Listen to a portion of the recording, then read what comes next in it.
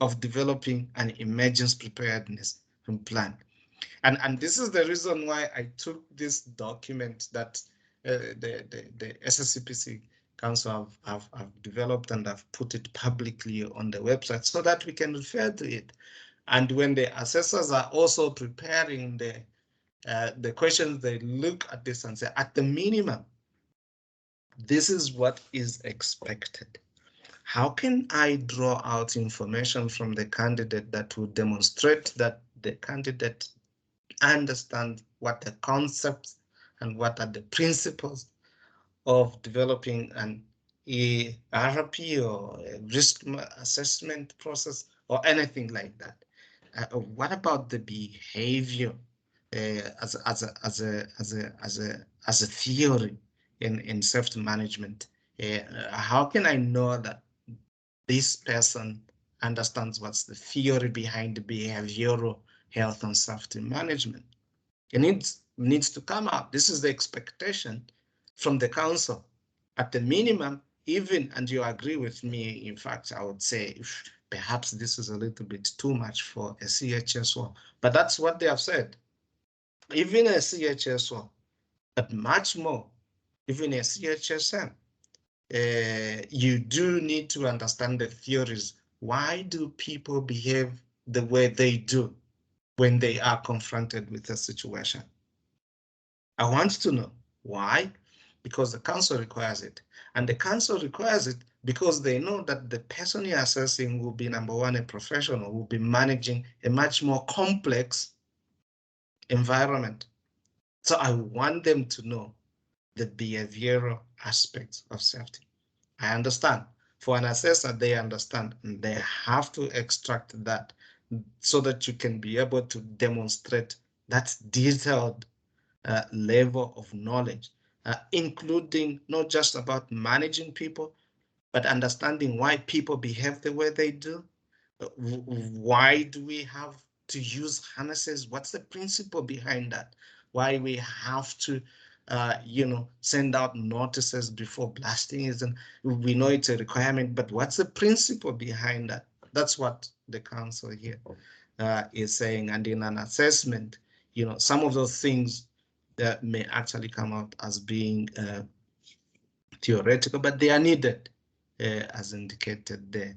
Again, you see in terms of the knowledge areas, the principles of human resource planning. Okay, the emphasis is there. You can do the human resource planning, but how do you do it? Is that how it must be done? And how can I know that you know how it must be done? I know that you have been doing human resource planning, but is that the correct way of doing it? Remember, we are talking about professionals, professionalizing. In other words, you have to abide by a certain, and there's this argument to say, but I do these things. Yes, you do these things, but you do correctly. I think it's Prof. Lamira who said, if you get into your office through the window every day, through the window every day, the door doesn't work. No matter how many times you come through the window, it will never become a door because the door is not working. And that's what the council is emphasizing here. Tell us what are the principles, what are the concepts, and then it goes on to say, in addition, when one is drawing up a management system, you need document management, communication management, preparedness. Again, how do you go about preparing those things? And that knowledge is elicited in the questioning. How do you apply the tools that are availed in terms of managing safety as well? Again, as a minimum, one of the key requirements, in fact, much more, you recall, colleagues, that it's the CHSOs and the CHSMs that write examinations, and perhaps that's the reason why they are. But as a minimum, for both CHSOs and CHSMs need to know how to measure performance. This is very, very critical because you have to work towards improving health and safety. Remember, The role CHSM and CHSM is very much at the operational level. And there has to be strategies to ensure that, there is development.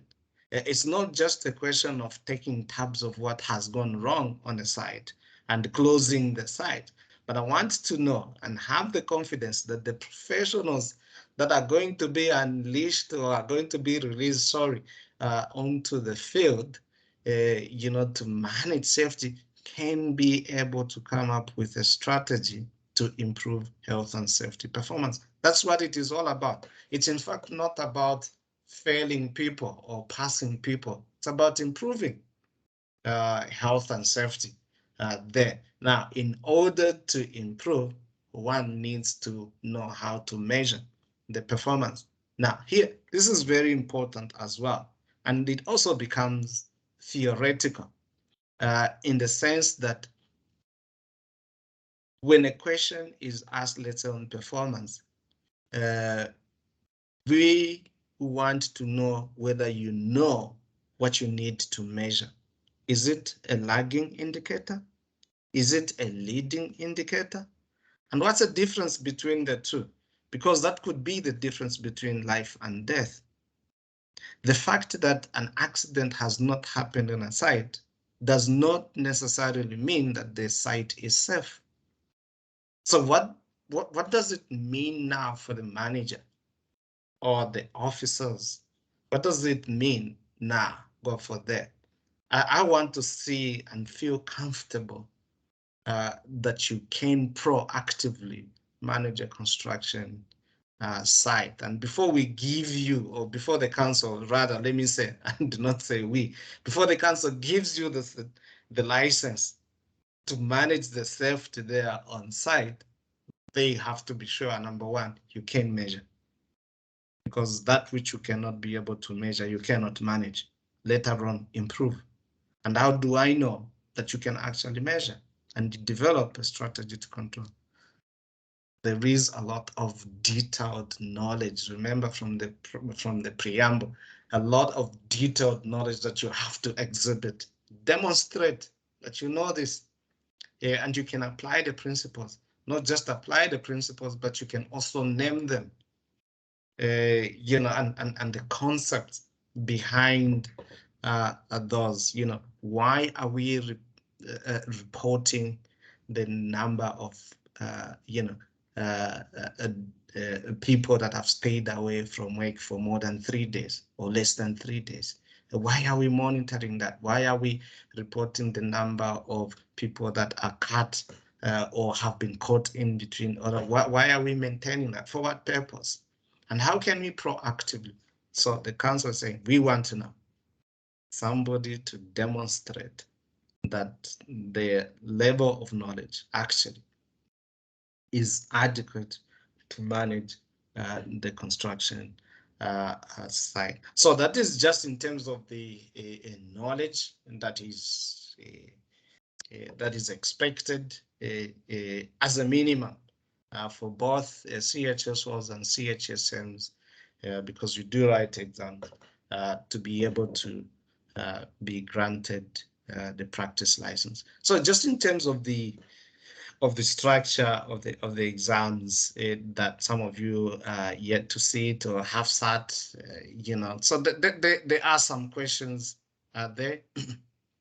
And the first part, we try to look at the regulation, and then the rest of the papers look at the management of health and safety, and it cuts across many things. It's about knowing the hazards. It's about knowing people behavior. It's about knowing processes. It's about identifying risk. It's about everything, and it's not just restricted to the act or the regulations there. So in terms of the regulations, yeah, the thinking is that the expectation is that we don't, the examiner is really not thinking about you or saying you must memorize the entire book or the entire act. No, but the key things, things like appointments, for example. The officer or manager should know. That's a basis. From management principles, it's about planning, organizing. So how do you organize, bring people together who you do not know? How are you gonna manage? And in this case, it's about a requirement in the law.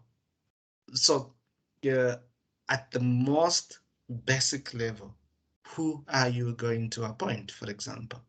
What does a particular piece of legislation refer to at the basic level? So that is how these questions are put, and it's just either a true or false. For example, 1.5 says the health regulations or health and safety regulations. There I'll point to that later on in terms of moderation. The health and safety regulations, so the HSA 85 has 4 broad regulations. Is it true or false or neither?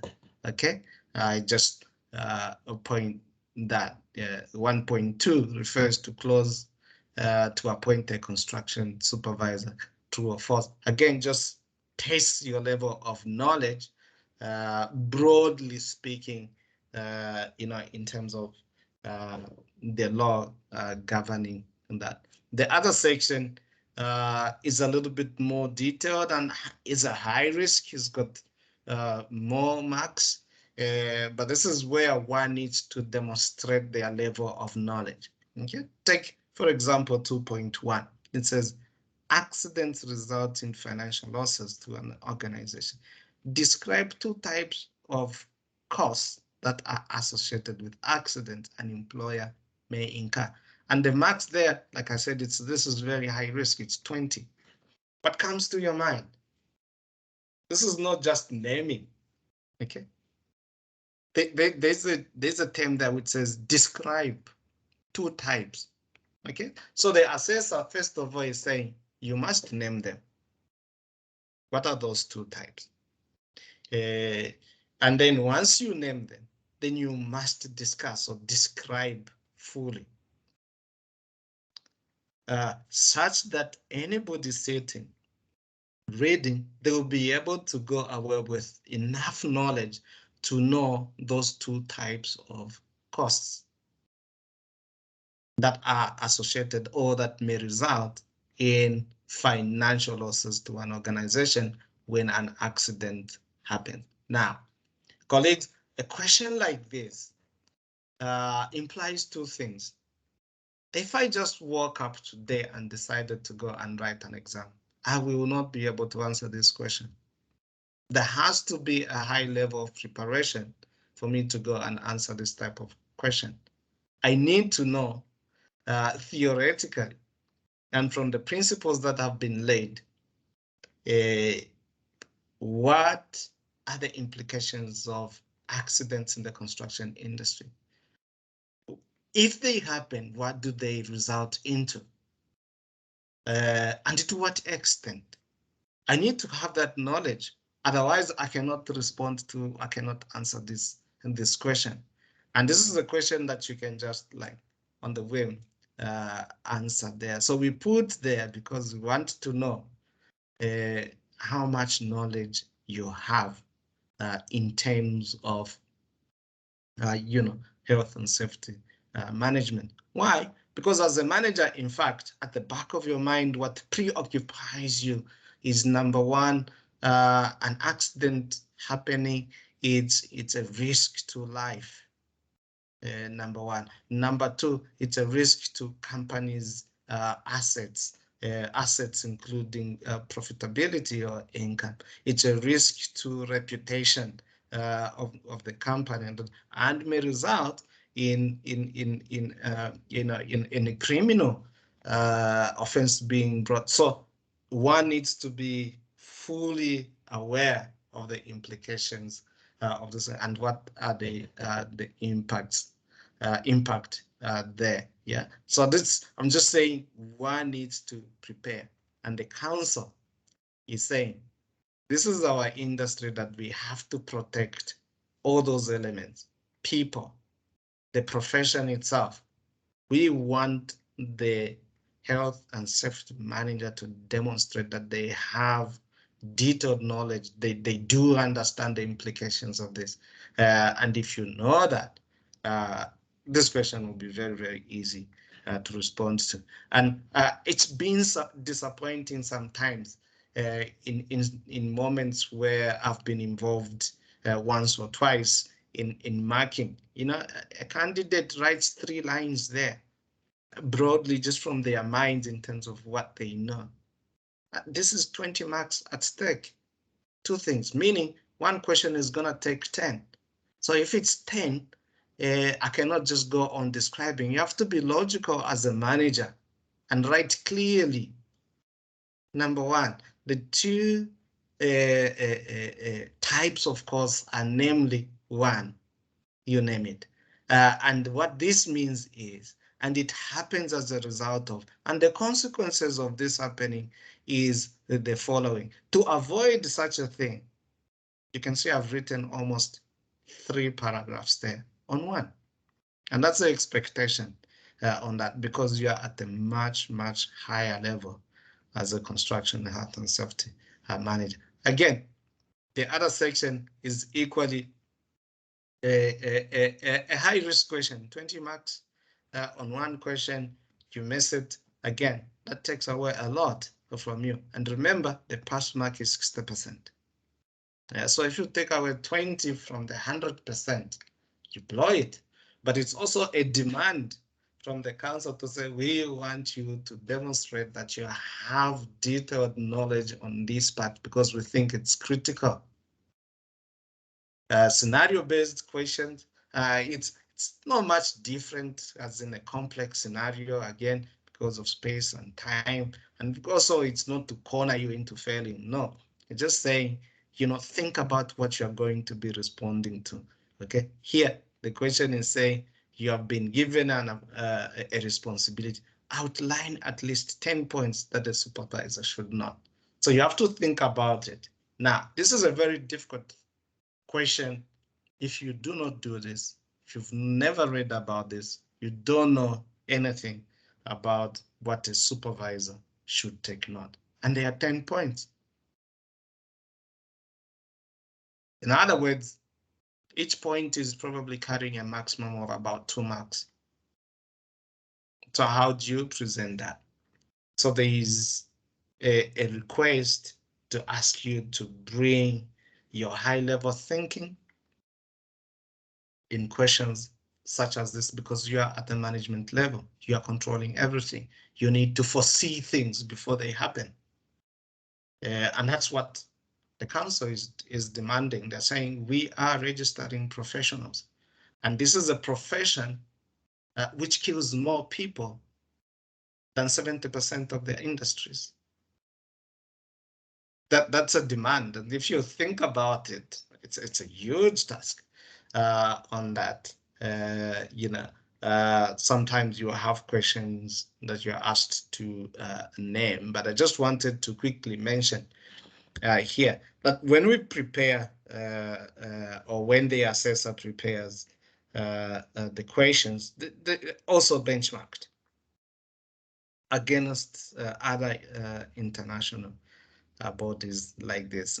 Just looking at some of the questions that have been asked elsewhere. You know, they are describe, identify, outline, and you know that those are some of the words that we used in some of those questions that I talked about. You know, the first question says, identify the personal factors that may increase the risks of an individual who is required to work alone away from their workplace. You know, here you can be forced to go into general knowledge, but be careful. The trick is, what are the concepts? What are the principles?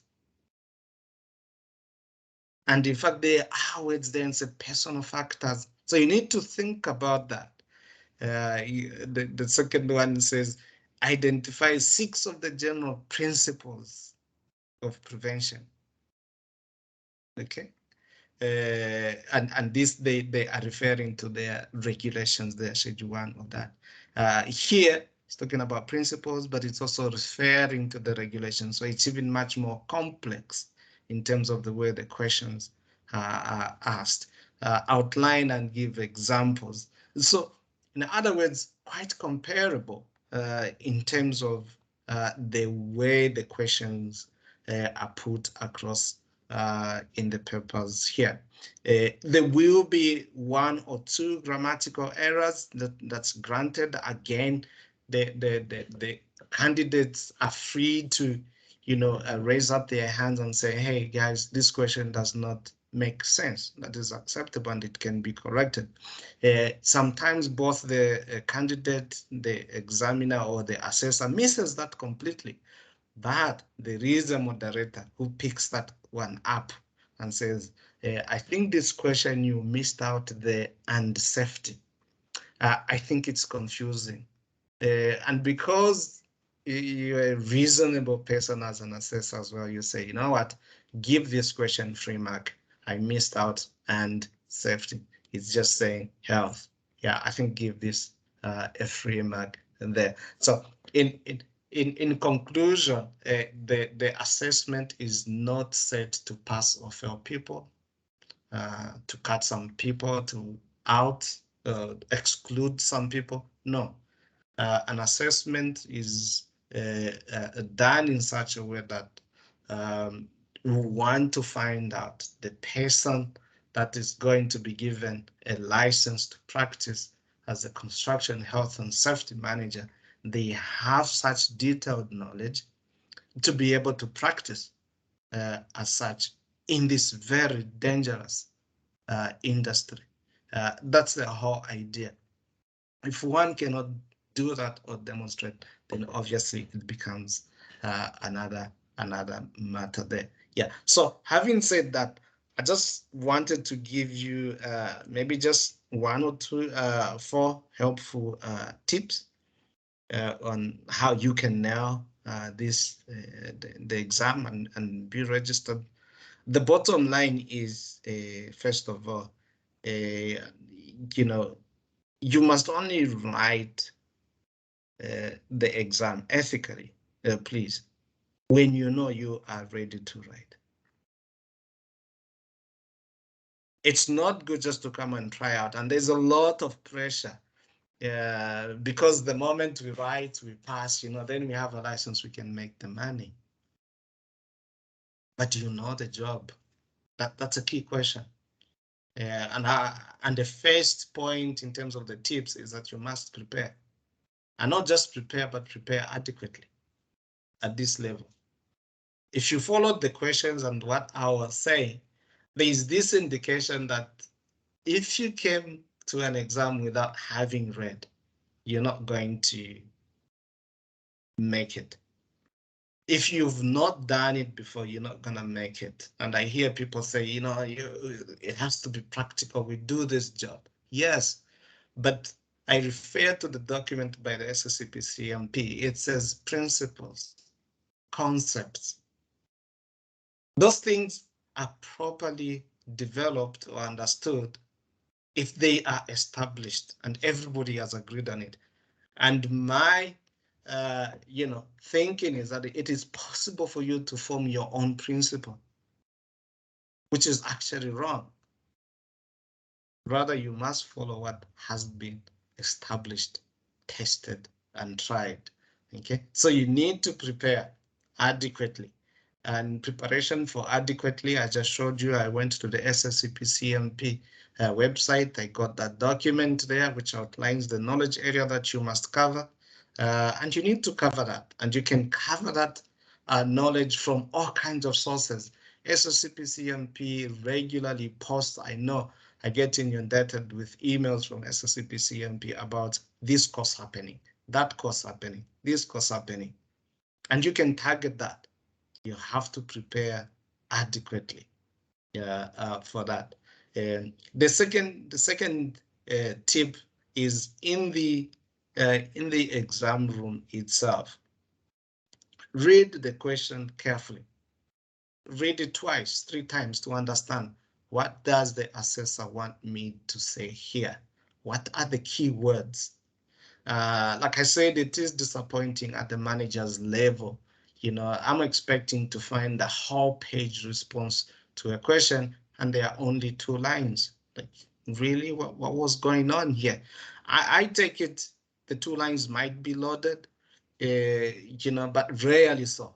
It would be a question of, what not knowing that detailed knowledge that the council is really looking for in terms of, one responding to the question. So read the question carefully, ask yourself what is needed, write it down like a mind map, and then begin to fill in the blanks.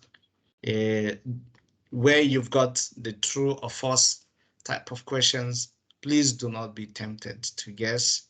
It's I know it's difficulty, hence I use the word tempted. We tend to do that, yeah, so that you can just move on, but you lose much. Rather, think about it logically, eliminate some of them, and leave maybe 1 or 2 that you can think about it and demonstrate that you actually know what you're doing. The last point is just saying, and in as much as your experience could be good, may be good, it may also be completely wrong experience that you acquired. So do not rely on your experience alone unless it is supported by theory. Okay, hence the reading. Mr. Malevane will talk about continuous professional development. When you are requesting the council to include you on the list of professionals, it also means you have to develop yourself continuously. It means reading continuously. It means being abreast with yourself, keeping abreast with what's happening in your profession. It's about meeting with people who are working in your industry and sharing and discussing issues that relate to your profession. That's what it means there in terms of what kind of knowledge you need. And of course, there are other offerings everywhere, in the country who are offering courses in construction, health, and safety. You just have to check your email box there. In fact, in all the provinces, they are there. That can help you to prepare and also to acquire the right experience and relate it with the principles, the concepts that you'll be asked in the exam there. So let me just end there and invite questions. I know I took longer to try and emphasize some aspects, but let me take questions in terms of what I've just said there. Okay. I think Mr. Madevani said we must not ask questions that relate to a specific question, but just general there. Thank you. Let me end here. Okay. Yeah. Thanks, Prof, for such a sterling work presentation. Thank you so much. Okay. The first question that we have, maybe just before the Joseph will take you after this. Maybe just before that, and also another issue that I almost omitted is just to say to our delegates that they should not be, I think,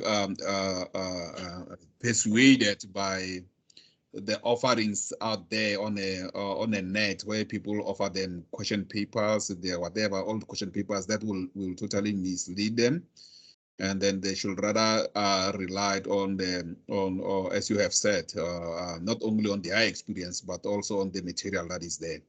So because what we have noticed is that there are every now and then when there is an examination that needed to be written, people will be circulating, question papers that we don't know where they come from. And some people, unfortunately, will buy those ones and then, prepare the exams based on those papers. So just a warning that please stop that.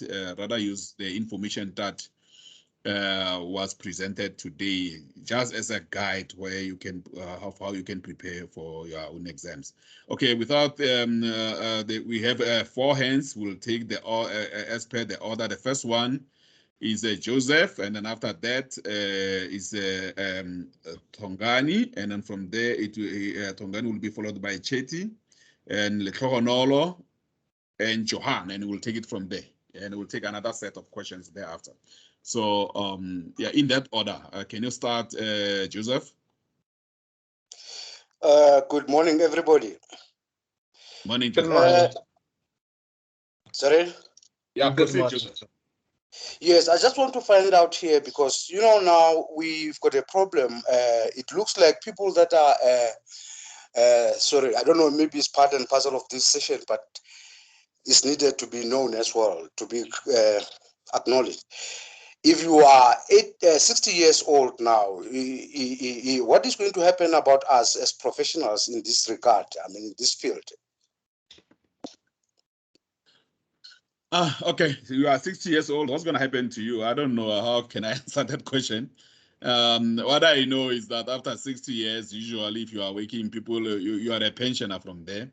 That's what I know. And then, but nothing stops you from consulting and all the whatever. You know, I can't really say what is it that you're going to do when you are 60. It's basically your choice, and you know, depending on what is it that you want to do after your own retirement, or even if you are not retired, how can you still contribute? Yeah, how can you who can use your services? You know, those things. Those is more of a personal question. And then, to be honest, it's up to you what you want to do once you are 60. Okay, thank you, Tongani.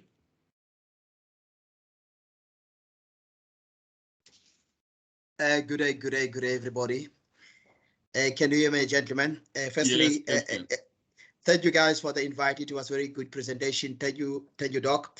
I've got two questions. The first question, basically, what I would like to know from you guys, there's any future plans as an institution whereby we can write the exams online like any other accredited institution? Is it possible from you guys in terms of to write exams online? Whereby obviously because there's a backlog from you guys in terms of getting the available dates. So that's the first question. The second question is that I think since last year I've been struggling, you know, to get a bill, to get the bill from you guys, whereby you can send it. I can able to print online the bill to give to the company to pay on my behalf. But I spoke to other ladies from your board. They were telling me that I must pay care. I must just use my card. But the company, if I'm using my personal money, it's gonna be difficult. The company to repay me back. So they prefer the formal invoice whereby I can print online. I can give to the company. Then they can pay on my behalf as they are paying for my my standing at SACP. So those are the two questions. Thank you. Okay. Thank you so much. The first one, the online examinations. Yes, we are actually in the middle of that process. We went on tender to procure what we call proctoring system, which will enable us to conduct examinations online. We in a secure environment, you know, meaning that the exams cannot be leaked from that online. So we are going to do that. We are in a procurement phase of that. Once we receive the tenders and then the evaluations of that, and then we appoint the winning service provider for that type of software, then we will proceed with it. We anticipate that this will be that the exams will be online starting from the next financial year, which is starting from 1st of April until to the 31st of March. So we'll be having that kind of examination where you can take exam anywhere in the country. And your last one, the question is regarding the fees and then yeah, the fees and so on. Okay, so on that one, I think that usually when the companies want to pay for you, they want their information rather to appear on the invoice, and then that can be done. However, and in this you must understand, we register the individual, not the company. Most registered people who company, their company pays for them. Usually, they leave this to the company to pay for their fees, and then they don't even take care after that. And then the day they leave the employment, they go to another company. They just assume that the fees are in order. So the issue of fees is your own responsibility, and make sure that they are paid. If it comes to a push, yes, you can pay. You can pay the invoice and claim it. I understand you said it took long, but yes, it can be done, those ones. So basically, when you talk to the finance team, indicate to them what kind of information it wants to be, it is required on the invoice. Your company's information usually is about that. And then, yes, there are also other issues, obviously, that whether your company is in the central database and all those things like that. But it's a finance issue, and then it can be taken out with the finance department. Thank you. Okay, Chetty. Thanks. Dr. Innocent, I just want to say from my side, very impressive. Happy to see a person of your caliber involved in the SACPCMP and bringing that professionalism that I hope that when people come and work at SACL, they're not buying their papers and they're passing with that integrity. So even online exams and all of those things that I hear has certain negative implications. And again, it shouldn't be after a pass, but rather becoming professional. You know, when you're changing your tire at a Tiger Wheel and Tire, and if you say you're working in safety, everyone wants to know if you can organize them a job. But when you say you're an engineer, they're not going to tell you organize a job for me. So this is going a long way in doing that. So kudos to you guys, Nicholas, Dr. Innocent, we appreciate it. The one comment that I want to leave you guys with is, you know, looking at being a client predominantly. So a lot of people come and work for us, and 8.5 talk about registered as a safety officer. So the safety manager in a client space doesn't really add much value from a permit application point of view. Since we know now we're forcing the DEL to rather give it to agents and potential agents because of the experience in the front end loading part. So I would ask, as part of what I saw, good information, what's being asked, testing practicality, knowledge, love those scenarios. But what I would ask is, as a sort of idea of preparing the minds of the individuals to stop looking at execution and rather spend time, even as a manager, to some aspect, initiation and briefing, concept and feasibility, design development, just to start getting the guys, rather than to say, yes, here's a legal appointment, no problem, but rather ask, what are those aspects? So when a person goes to an agent interview, he's already done what? Have a theoretical type of backing based on an examination, as well as an idea into the agent type of a life span. And if it can be strengthened even more, then clients she manages could be in a position to better apply for construction work permits, as opposed only to agents. And agents are more stringent type of an aspect. So thanks. I hope you got my point. Really appreciate the discussion. All the best. Okay, thank you so much, sir. Thank you so much. We really appreciate that. Okay, we are going to Little Honolo now.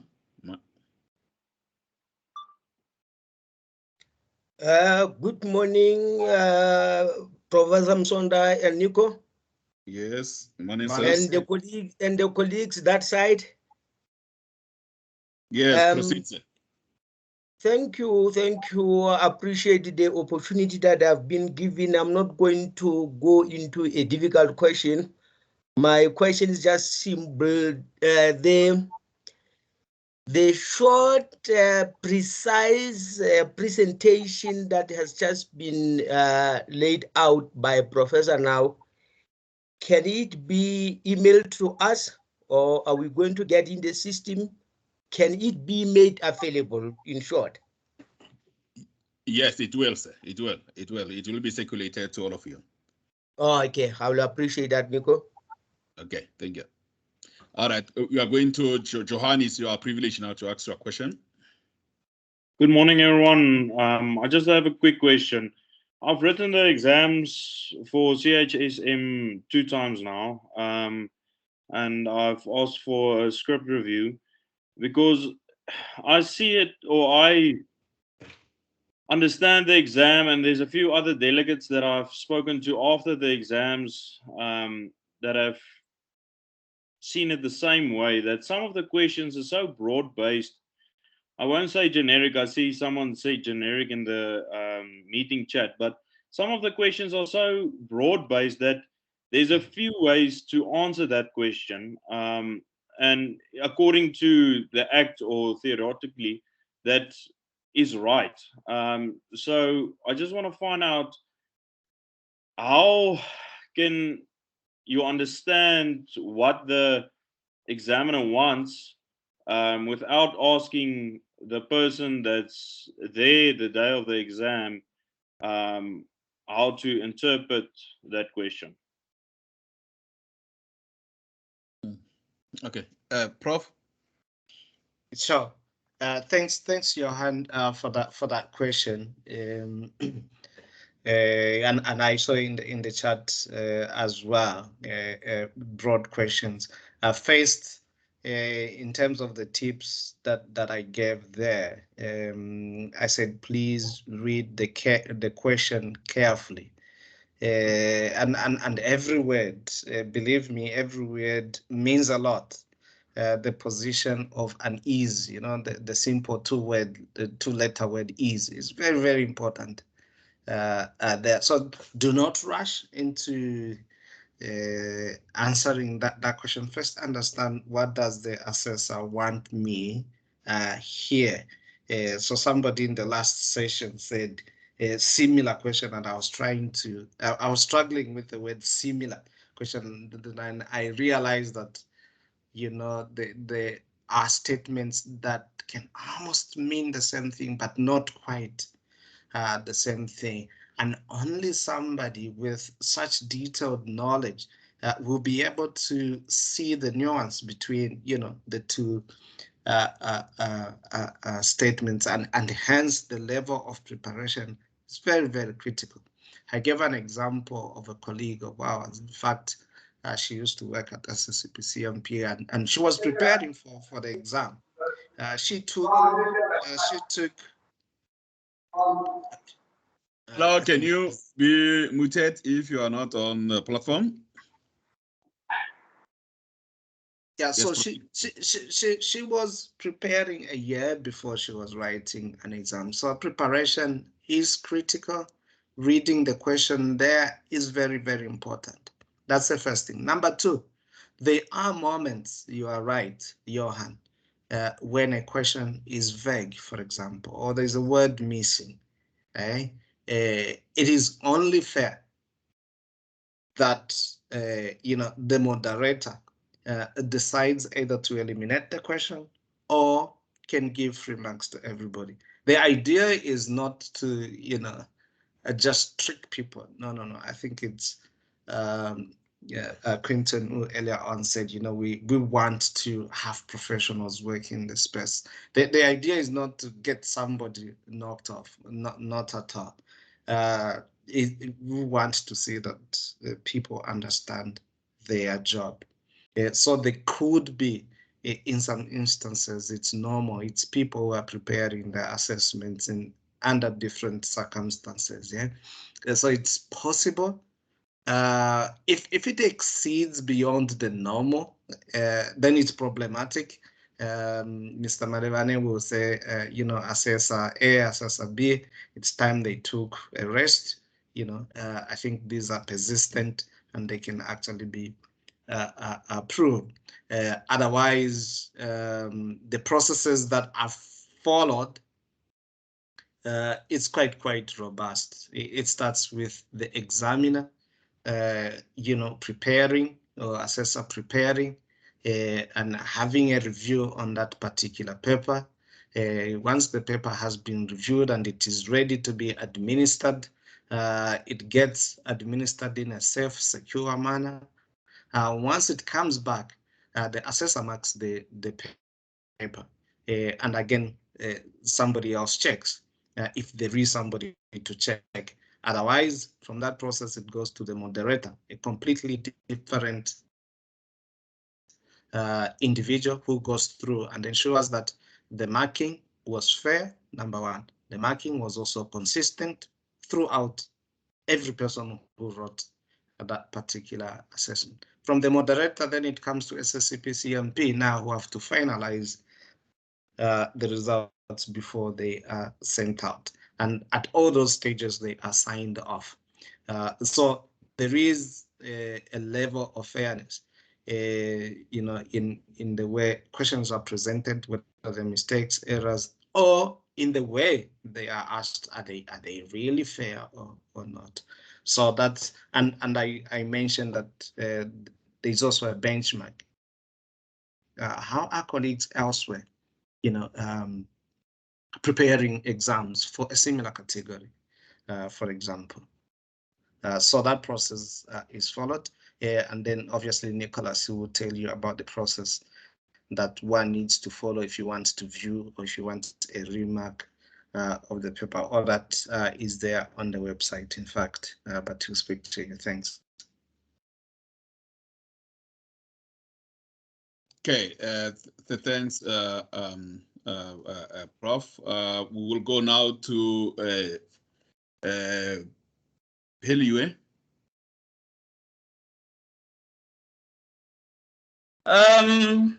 Thank you, Nicholas. Thank you so much, Doc, for the presentation. I appreciate it. I have only got one question. I heard, Nicholas, you were responding to one of the colleagues in here that you register the individuals, not the companies. However, the work that we do is for the companies, most of us, and our companies are willing to pay for us. I have requested you guys to assist me with that because my company, they need to follow the procurement process, and they've listed the documents that they are looking for in order for them to put the registration body on their database, and then they are able to pay for these fees. However, I do not get joy from the registration body. The thing that is bothering me is that I don't get any answer. It was going to be better if they were saying, no, Pennywe, we cannot send the documents to your company or anything. They just keep quiet. I will make calls and call the finance department or the procurement department. They transfer my calls, but I don't get any response, whether to say, no, we cannot be doing that, or we will be doing that, and then they do it. The company that I'm working for is willing to pay for my registration. Up to this far, I've paid for myself. And then now I will have to be paying for the annual fee. It's a lot of money. The work that I'm doing, it's not for me. Yes, the registration will be for me, but I'm working for a company that wants me to be registered, and they are willing to pay. However, the other party is not getting to the party. Thank you. All right. Yeah. Okay. Thank you for that. For that info. As I said, it's more of finance. But can you do me this favor? Can you send or make follow up to this particular email address? Is nokuthula.majala@sacpcmp.org.za. nokuthula.majala@sacpcmp.org.za. I will put it here, and then this is for the purpose of providing you with providing your company with the information for them to be registered on the central database. So it will it should not take long for them to assist you with that kind of information. But please do that, and then I will and then you can make follow up to when you make a follow up. I think you receive the link from Lungi make a follow copy Lungi on that particular one, the one that goes to finance, and just copy Lungi so that he can have, he can be able to track the mails that you are making to the finance. Thank you for that, and sorry for that. We don't have problem when companies are paying. We just want people to be aware that by the time they leave that particular company or whatever, they still have to do that. But we appreciate companies that want to pay for all of you. We appreciate that. We understand that that is the money that needs to be paid, and if the company appreciates you to a point where they want to pay for you, is a good thing. So we should not derail that. But yes, the matter will be taken up with finance. We'll go to Msizi. Mr. Nicholas, and thank you very much, Dr. Musonda. I hope I pronounced your surname correctly. Yeah, that's correct. Yeah. It is an honor to meet a person of your caliber and also with your experience. Us as the young ones, we really look forward to learn from you and also to follow your footsteps. I have just about 3 questions, only 3 questions with today's discussion. I wrote my exam, it was in December last year, and the 2nd of October, and we did get the results. Okay, unfortunately, it was not successful. They did give me the results, and I also requested for the scripts, but that has been brought up with SACPCMP.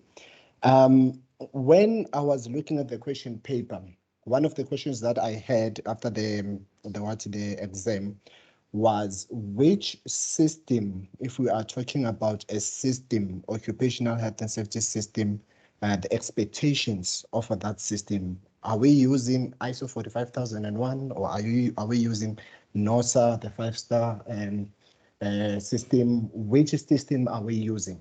Or it's just a vague one? Because we are coming from different backgrounds or different industries or different places, and the system that I'm using, I will answer my question based on the system in my company that we are using or based on the industry that we are having. I'm asking this thing because it was kind of like a surprise. I wrote my exam, not my exam, but I did one of the trainings with the QS, internal auditing of the system, occupational health and safety 45,001. On that system, when we're doing that internal auditing as well as the implementation, I got a cum laude on that one. But when I tried to compare the results that I got from SACPCMP with the cum laude, there was no match, considering the fact also that on the auditors, external auditors are currently auditing my company, and I'm the one who's responsible for the system for 10 years. But according to the assessment that is coming from SACPCMP is that I don't have the knowledge, but already I'm running the system. So that's one question that I wanted to ask, to say, the system, which system are you basing your questions from? The second one is the part which you refer to as principles and concepts in the assessment when you ask the questions. I think that from my personal view is that is a big vague, and it might mislead or other individuals to answering question thinking that they understand the question, but only to find out that they don't understand the question.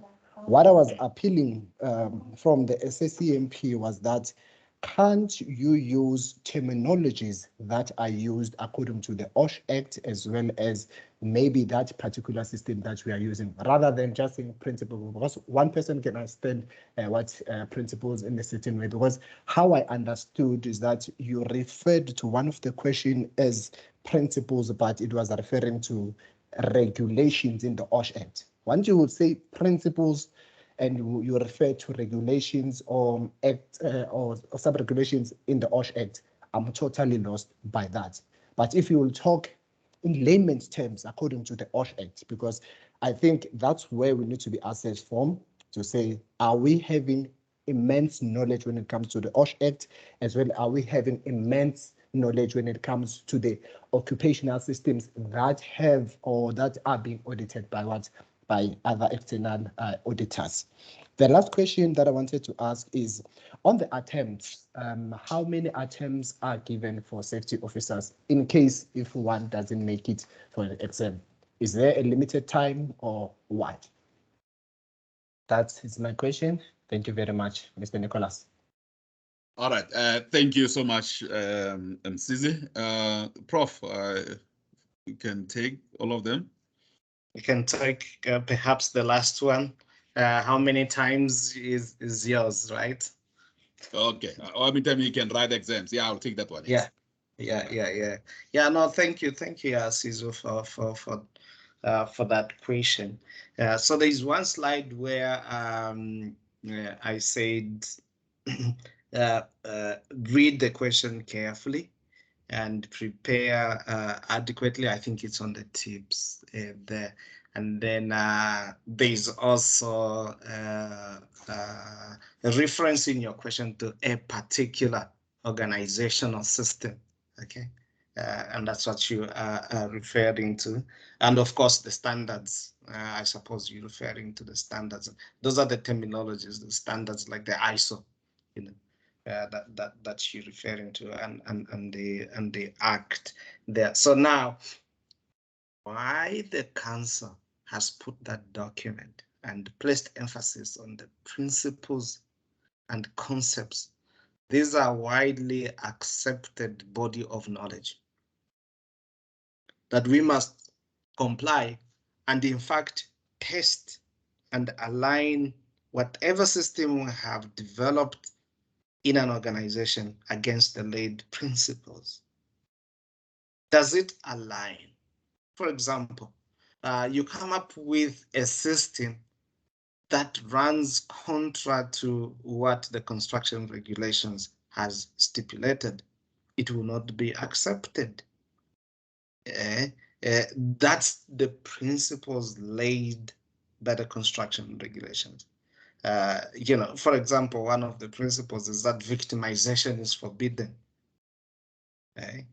or the blame culture is forbidden. But in your system, we are able to pick up that there is victimization, or people are required to pay for their PPE.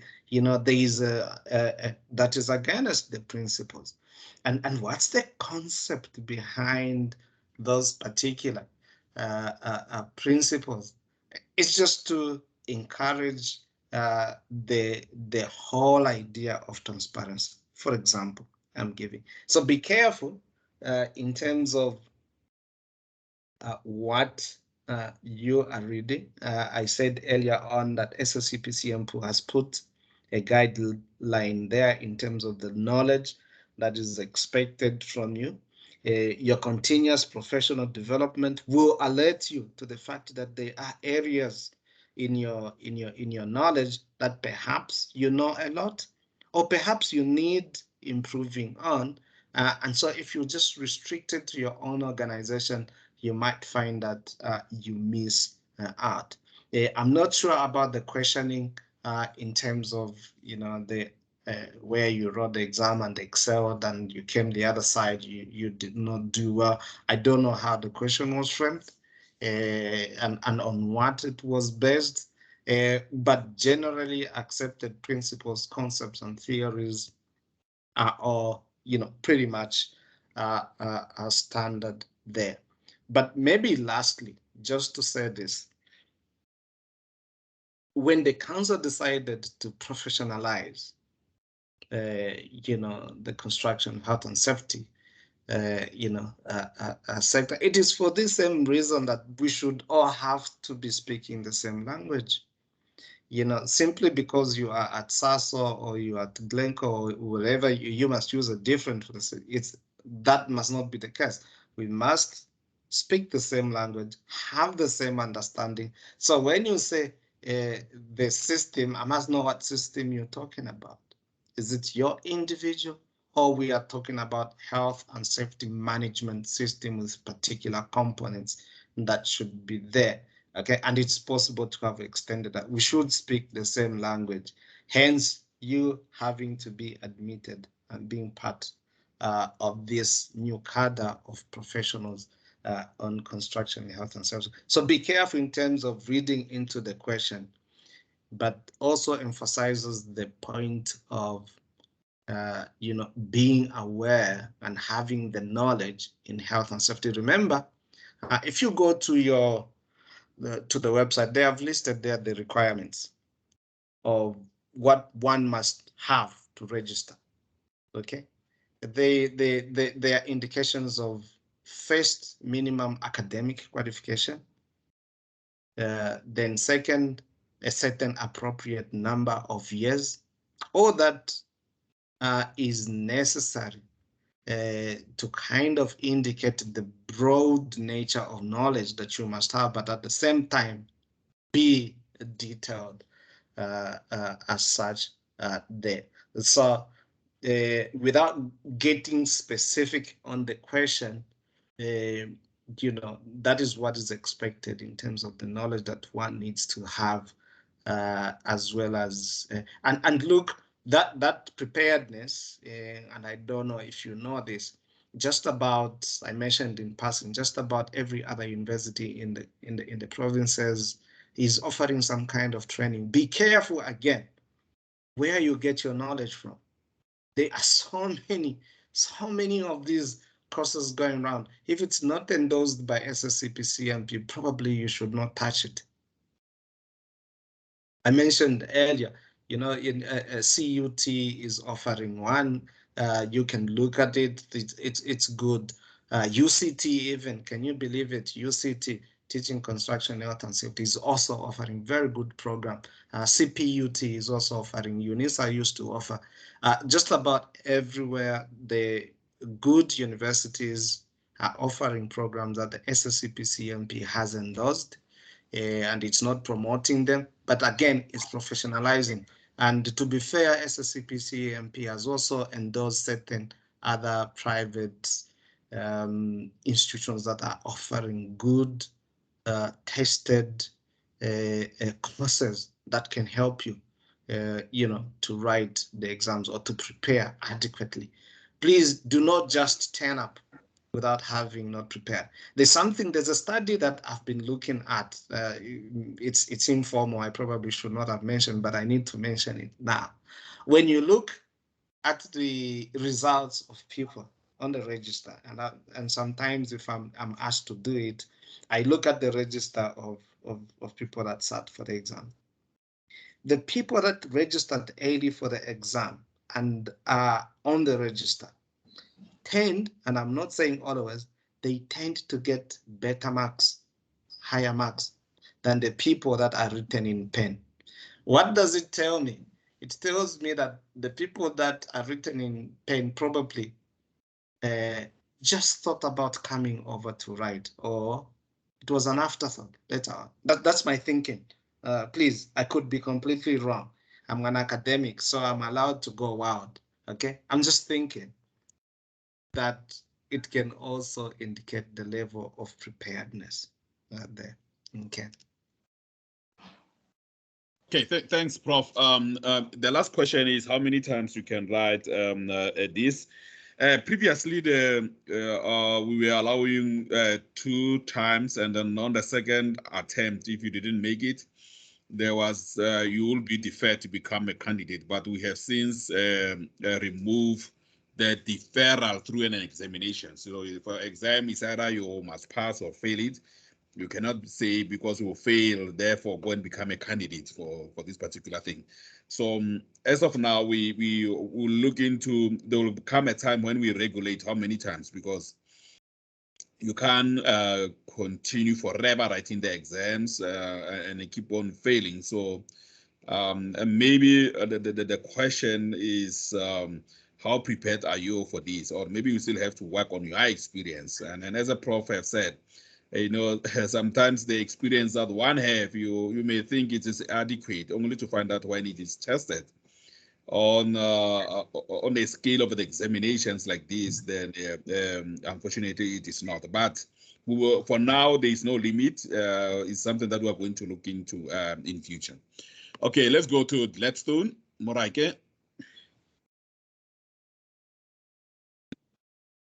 Your questions, if you can keep it short, would be happy. Yes. Sorry, colleagues. Good day, everyone, and thanks, Professor Musonda, for the detailed presentation, and the other Nicholas for arranging this session, which I think it clearly demonstrates the willingness of the council to reach out to the professionals. And I just would like that may this initiative be a norm. So we are expecting that this is not the first and the last session that we have, so that we can be consistent, colleagues. Coming back to the exam, Nicholas, I see there's a question that basically is asked more than once, and I think it's the same question all over. And is that of individuals who are writing the exam and they are failing more than twice. Now, your response is to saying there's no limit for now. Remember, this is money, Nicholas, when people write the exams. And also, like the other colleague that just indicated, sitting in one exam where he's excelled, and then it comes to SACPCMP is not doing well. I think, Nicholas and Prof, can that be addressed as a matter of urgency, so that our colleagues can be assisted as well? And I'm not sure if there can be certain programs. I mean, if a person, Prof, fails more than twice, person is degreed or diploma candidate or whatever, that clearly shows that the person has a capability. And probably there's a problem in terms of, answering questions in the exams. You've given tips, the person goes to the tips, goes everything, but still nothing works. So I'm just pleading with you, Prof. and Nicholas, that can that be addressed as a matter of urgency so that, people can have hope. And the reason why I'm saying that is that let's bear in mind that industry is now aligned to your requirements, and some of the companies are using the registration as a requirement for employment. And we can demonstrate there's many people who lost employment because they couldn't pass the exam and obviously lost their employment. And so that is just my plea. Colleagues, I'll stop there. Thank you. Okay. No, thank you. Maybe let me just touch base. I don't know what I'm, Prof. You'll add something to this. From the council side, remember, examination test competency is a standard that is there, that everyone must at least pass. It's just like interviews, for example. So it's either you're going to pass it or not. So as the examination, so is a competence that is there, and then that council must assure itself that whoever comes on board at least have a minimum competency, meet the minimum requirements, which is the competence that are there. And then maybe when one start to fail more than once, also one has to, and that's the reason why we organize this. The people who are failing, obviously, we decided to say, well, maybe there's something that in your preparation that you are missing. And then the best way is to conduct this workshop so that you can have, a broader picture of what is of the expectation that is required from the examinations. And then it might be the level of, it's either it must be the level of your preparation, or the gap might be on the experience part of it. So it can be two things.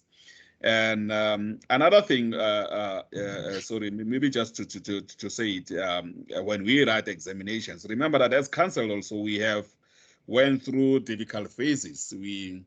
There are so many people whose reports were copied, for example, and then others they were able to be detected, and then others not. And then, but other than that, there are also people there who are writing the reports. Other people, they may write the reports for you. And remember that for you to come through exams, it's through the reports and so on. So to us, it also is a question mark. Is this person, the reports that he presented, is his own work, or is someone more qualified wrote on his behalf? Because remember, the person cannot write exams for you. If for example, you went for a market and then someone to prepare the reports for you, but he cannot come and sit on your behalf for when he's writing exam. The same with the interviews. So all these things, to us as counsel, we say, well, that's where we are. Maybe that's the reason why people are failing. We don't know, but what we know is that there is a standard that all of us must have. And then that standard is there for us to, we are measuring whoever comes on board with that standard.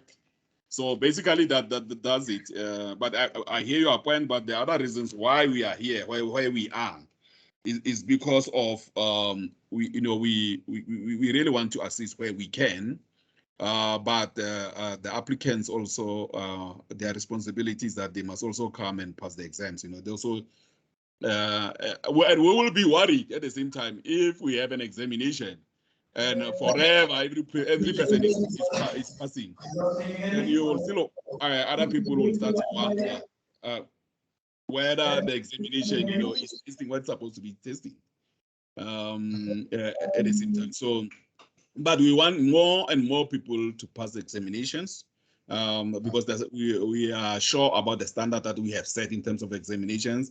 For you to pass, you need to get 60 points or 60 marks. We are happy about that. Once you get that, we are satisfied that you meet the minimum standard, and then the rest can be can either be accumulated maybe or improved through CPD and so on. But basically that's what we're looking at. I don't know, Prof, if you have something to add or whether we should take the next person. No, I think you answered there, Nick. We can take the next. Maybe I think Nick emphasized the level of preparation, and an exam of this nature is always tricky to people who are very experienced and who think they are already there, and yet, that's what the council is saying. Okay, we want to shape you into this. Yeah, so it's tricky. I think you answered well there, Nick. We can take the next one. Okay, then in that case, Anton, is your privilege to ask question. Yes, well, Yeba, as it's still in the morning before 12. Good afternoon to you guys there in South Africa. Yeah, I'm here in Ghana at this stage, and thank you very much for that presentation, and Nicholas, thank you for the invitation and stuff. Yeah, I thought that one question came up. I only got one big question. So our expats are working out of the country, right? So if the examination date is there, there's possibly sometimes we cannot be there, we cannot make it. And that's why we ask if we can do such courses online, or what must we do? I mean, there's a lot of expats that I know work outside of the country. So that's one of the big questions, and I think that's one of the big challenges from you guys as well to help us. I mean, we mostly the times we out in Africa or overseas or what the case may be, but we must have it. Not outside the country, but it will be some time that we're back in South Africa, and then the job interview will say, "Have you got SACPCMP?" And if you say no, you won't get the job. So that is, I think, that's our challenges from our side, and I think also a question that you guys can actually assist us on that. That's all from my side. Thanks. Okay, thank you. Yeah, the good news about that says because we very soon will go online. We'll have an online examination, so you will be able to to book and write wherever you are because it's going to be online. We went on tender for that. We are, as I said earlier on, we are procuring a proctoring system because for other examinations online, you need to secure the exams, to make sure that no one is able to cheat. So through that system, it assists in terms of that because it also do invigilation, online invigilation, and so on. So yes, as soon as the service provider is appointed, then we will be launching that. We anticipate this to take place around April. That's what, and then from there, everyone, the issue of venues and where a person is, it will be the thing of the past. and hopefully you'll be able to write exams in Accra while we are running the same one here in the same country. Okay, thank you so much. We are going to Fikini Nandipa. Okay. Thank you so much for the conversation, guys. I just want to, Nicholas, can you please briefly clarify for me what are the logistics behind restarting the whole process of applying for this category?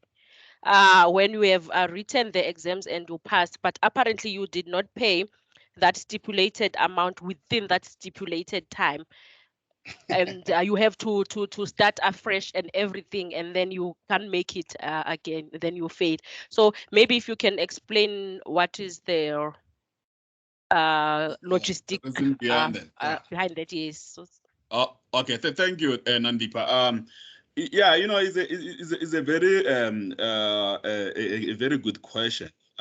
But what the reasons behind it, when we were saying, for example, we give people 3 months to pay, or the sorry, the approval will lapse. The reason is because Nandipa, that you know, managing people is very difficult. There are certain people, they will take that letter for 20 years and not be able to pay. Wherever they go, they submit that letter to the employers for the next 20 years with that kind of a letter. So it has to have a date, because we are here to enforce regulations, which is a CHSA. So within that period, if you are not, you leave. Believe it or not, there are people who have in that letter, they've been knocking on every company's door with a letter that says they have passed the examinations for the past 5 years. So you ask yourself, what was the intention? All of them, they were working. It's just maybe where they were working, the registrations was not sometimes enforced. But other than that, it's basically to enforce that, so that people don't just write the exam for the sake of writing examinations, but they are able to register. And then once you are registered, at least now we are within a regulated framework. That's what we want. And then basically that's why we give that. And then but to start the process, if you have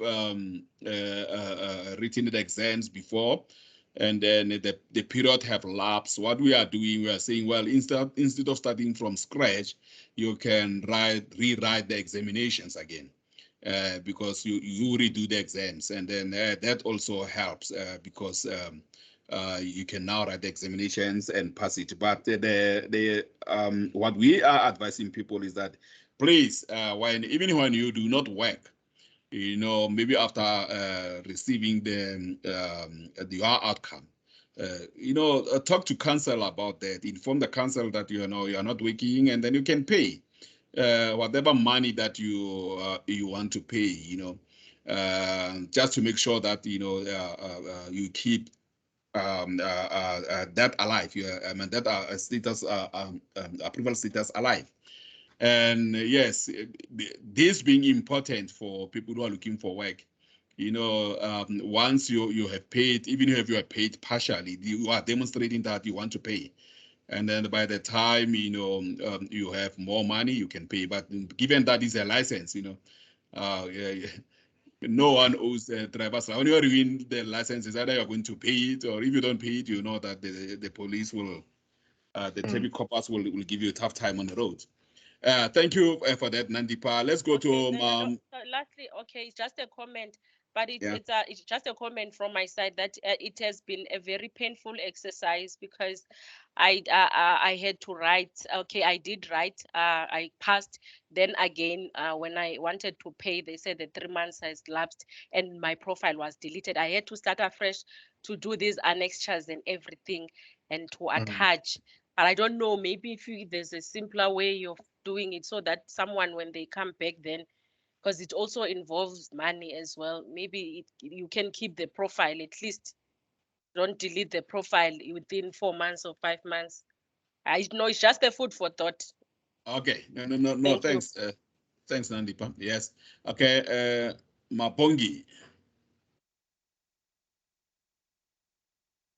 Unmute yourself, Mapongi, and ask the question. Thank you. Thank you, everyone. Okay. Yes. I have a few questions, Nick. What happened was, I think the invoice, even my company wanted to pay for me, but then I made calls, emails, even the other lady even forwarded my email to Fortune, but I never got any response. I even had to miss the date for last month, for this month. So this invoice issue is really a problem. Can you please guys assist us with that? Yeah. Okay, Yeah, thank you so that would much. be- Yes. Okay, is that all, Mabongine? Okay, thank you. We will take it up with that. Yes. Okay. Is that all, isn't it, Mabongi? All right, we'll move to Yes. Joseph. Okay, Joseph, proceed, please. Good day, everyone.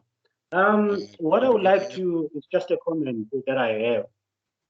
I think there were two guys who complained about not passing exams, and then the one said he wrote an exam somewhere and that he passed the cum laude, but when it came to SACPCMP, he failed. I think the problem it's language that is being used. I mean, the terms that are being used on the questions. I think if you guys can just try to, by all means, to simplify the questions, because of if I don't understand the question, I can prepare all I want, but if I don't understand the question, I won't be able to give the required answers. So I think you guys need to run away from using difficult terminologies and stuff like that. Just make things simple. Make your questions to be in a way that they will be able to extract the information you're looking for from me. And run away from Mr. Musonda referred to being strong as robust. You know, such things. I mean, you try by all means by run use the language that we used to, language that we're speaking every day. I'm not saying you should make, you know, extracting information from us simple, but at least make me understand what you're looking for, so that I'll be able to give you exact answers that you're looking for. Johan failed 2 times. I can guarantee you, it's not because of he doesn't understand the construction. He simply did not understand the questions. Even the guy who passed the auditing course with cum laude, he simply did not understand the questions. And I tell you guys, if you don't understand the questions, you emphasize the point that we should prepare. I can prepare for a year, I can prepare for 2 years, but if understanding your questions add to the worries to say, hey, I don't know if I will be able to understand their question. And then, guys, I think I'll fail 2 times, 3 times, 4 times, maybe until such time whereby I decide to quit and maybe try other professions as well. Because please, Mr. Musonda, if you've got influence, you know, or maybe if you are involved in setting up questions, please just simplify the language for us. You know, this is not our language. Some of us did English as second language. So it's the idea, sorry to take much time, the idea is to evaluate, or maybe is to you to understand whether we do understand construction or we don't. It's not for you to check whether how clued up we are in terms of English language and stuff. So please just make it simple. Thank you. Okay, thank you. Maybe just before we go to that, let's take the last one because we have come to almost to an end. Let's take the last from Quinton. Quinton, just make it brief so that when we respond to both. Perfect. Good afternoon, everybody. Thank you, Council and Mr. Musonda, for the presentation. My question coincides with Johan, Mr. Msizi, and the previous gentleman's statement. The key component that I'm taking away from today's presentation is that preparation is key. In that, I want to ask the council to please look at the guidance document. Each company has their own policy and procedure in which they would, for instance, implement the HR requirements to which they are referring to in the paper. And if the requirements are guided better in the guidance document, it allows us the opportunity to prepare accordingly. The concern that I'm getting from the general platform is that, yes, the questions aren't always clear, and perhaps if we better understood the way that they require information to what we need to put down in the paper, it could, the only means that we have to prepare accordingly is in the guidance document, because so much of this is not stipulated in the Act. So the only material that we have to refer to is experience or the guidance document. So if I could please ask the council to just revise or review the content of the guidance in order for us to prepare adequately. I don't expect or think that the paper would be amended, but if the guidance document could give us a bit more detail, that would allow us to prepare. Thank you. Okay, thank you so much. Prof, it's your privilege. We have, unfortunately, we have come. Nomfundo, if maybe you can just rely on the chat, we will come back to your question. But in terms of time, unfortunately, we have run out of time for that. Prof, can you respond to these two last questions? Yes, no, just quick. Thank you. And thank you, colleagues, for, again, for raising those questions. And Quinton, you're spot on. The level of preparation is critical. And the reference document that the council has put there, you will notice that the guidance from the SACPCMP is a little bit broad. They have put the knowledge areas that the officers and managers and the agents in other aspects must possess. And I did refer you to where do you get that particular knowledge. You also see that the profession is referred to a certain body of knowledge. And I did warn you to be careful about some of the sources of that particular knowledge. And that's what you need to know about the level of preparation, what materials do you use for your preparation. Just be careful about that.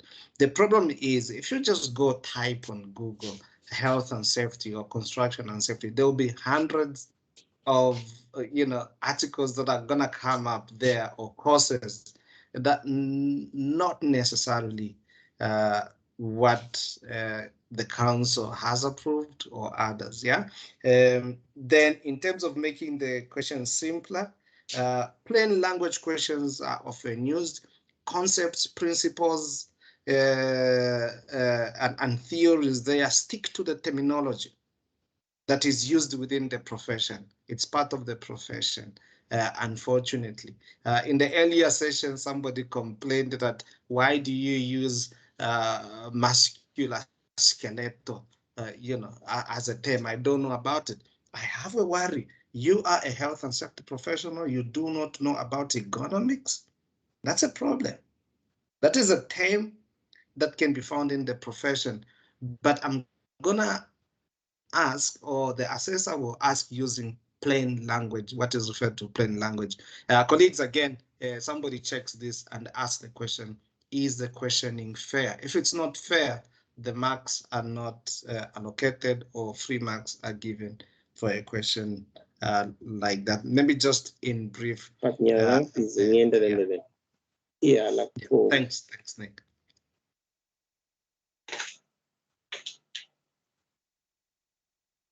Okay, I think that's Nicholas. There's welcome. His mic is no. Okay. Okay, thank you so much. I think No. you take all. Okay, sir. Hello, I think you have taken all the questions, Prof, and then I know there's another session after this one, but for now, let me just.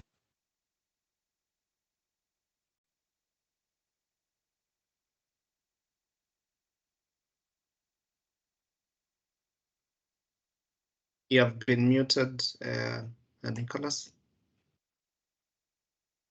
Or, okay, for some reason, yeah, so I was muted. I'm saying, Nomfundo, can you put your question there? Because we have come to an end of the session, maybe on the chat, and we'll respond to that. I can also forward it to Prof to respond to that. But let me take this opportunity to, to thank every one of you who have attended, and hopefully from now on, henceforth, you will be in a better place now to prepare better for examinations and to know, and then all your contributions, we have noted them, and then yes, it's a work in progress. We also want to improve in terms of our services to you guys, but the most important thing we want, if possible, all of you, to be successful in your application when you are writing the examination. That's our main intention, and that is why we organize things like that. Prof, thank you for the sterling work that you have done. For now, we will just close the session, and then this session is now officially adjourned. Thank you so much.